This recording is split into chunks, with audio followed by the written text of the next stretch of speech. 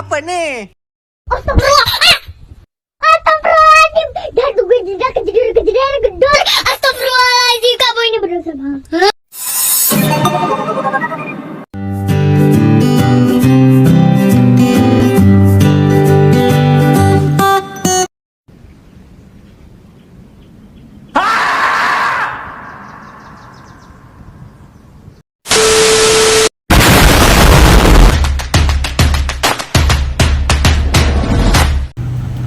Assalamualaikum warahmatullahi wabarakatuh.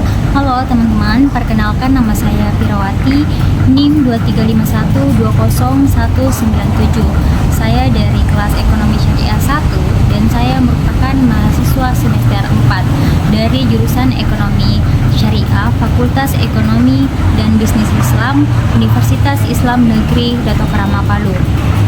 Di sini saya akan menjelaskan sedikit mengenai teori inflasi dan deflasi. Langsung saja kita ke definisinya. Apa sih yang dimaksud dengan inflasi?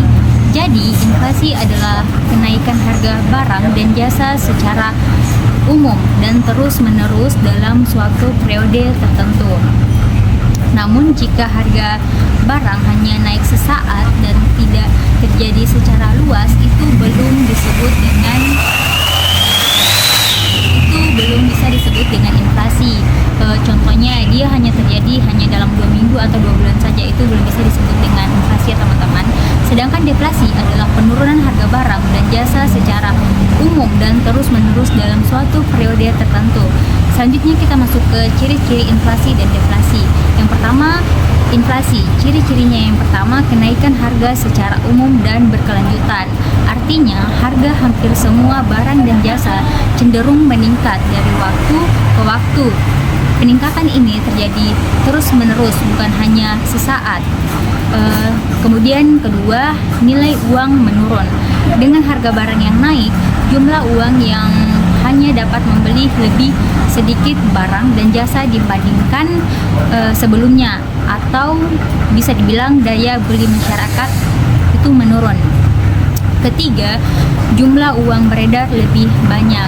Seringkali, namun tidak selalu, inflasi diiringi dengan peningkatan jumlah uang beredar di masyarakat. Selanjutnya, keempat, permintaan lebih tinggi dari penawaran. Ketiga, ketika permintaan akan barang dan jasa melebihi ketersediaan pasokan, harga akan cenderung naik. Kemudian yang kelima, biaya produksi meningkat. Jika biaya produksi atau bahan baku, tenaga kerja dan lain-lain meningkat, produsen dapat menaikkan harga jual untuk mempertahankan keuntungan. Dan yang terakhir, ekspektasi inflasi.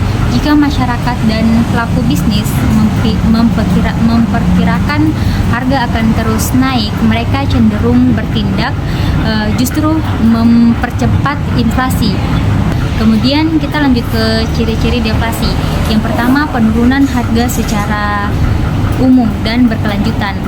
Artinya, harga hampir semua barang dan jasa cenderung menurun dari waktu ke waktu. Penurunan ini terjadi terus-menerus. Kedua, nilai uang meningkat. Dengan harga barang yang turun, jumlah uang yang sama dapat membeli lebih banyak barang dan jasa dibandingkan sebelumnya. Kemudian, artinya di sini daya beli uang meningkat, namun ini tidak selalu berarti baik bagi perekonomian. Ketiga, penurunan permintaan. Deflasi seringkali disebabkan oleh penurunan permintaan agregat atau total permintaan dalam perekonomian.